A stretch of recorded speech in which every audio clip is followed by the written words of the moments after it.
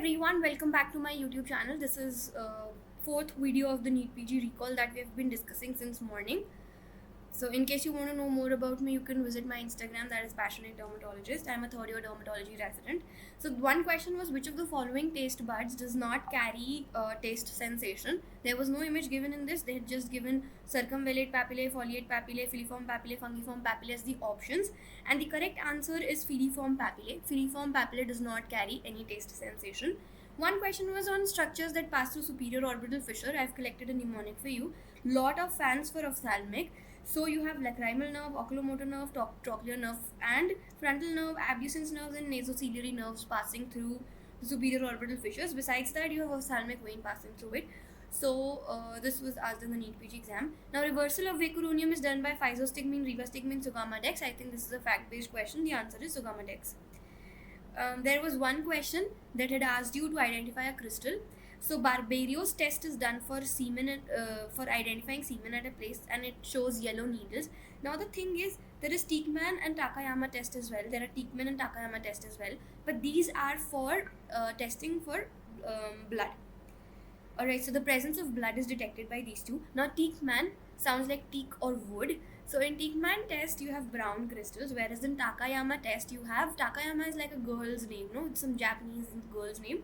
So you have feathery and along with that you have red feathery crystals in Takayama test, and in Teekman test you have brownish crystals. Alright, so Barberio's test has yellow crystals. Now this chart was given and was asked what is it used for. So the answer is uterine prolapse. I think this is again a fact-based question, but cervical length and which wall is involved and all of that could have given you a little bit of hint even if you had not read it. Then there was this image where one chromosome at the end was absent, and they had asked what disease it indicates. So the answer is Turner syndrome, and we all know that XO is Turner syndrome. They had asked juvenile nasopharyngeal angiofibromas investigation of choice. The answer is CECT, I think, but in case there is any discrepancy, you could let me know in the comment section below. Now there was another question. So this question came in our NEET as well. The thing is, they ask DNA, if there's any defect in DNA repair pathways or something that is heavily tested in the exams these days.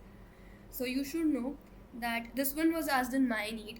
So DNA mismatch repair gene defect is seen in HNPCC, hereditary non-polyposis colorectal coli. The way me and my friend remembered it was miss and her. They kind of go together. So if it helps you, you could use this as well. Now nucleotide excision repair causes xeroderma pigmentosa. This was today's question, and I would someday make a nice video on xeroderma pigmentosa because we get a lot of cutaneous findings in these patients, and we get to see them very frequently as well. Now both Bloom syndrome and Fanconi syndrome have defects in repair of double strand breaks. So suppose you have these two strands of DNA, both of them break and you're not able to repair them. Double strand break repair defect is seen in both Blooms and Fanconis. Now so this was also asked. I think they had asked what inhibits complex 1.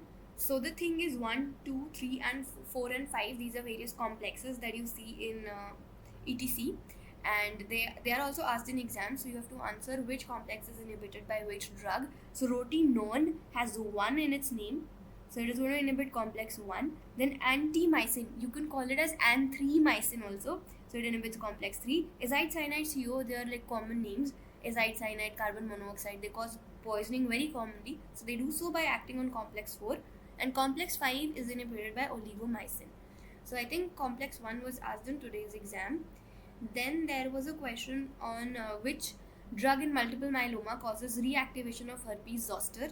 The answer is bortezomib. This is also like, I think, evidence-based medicine and a factual question.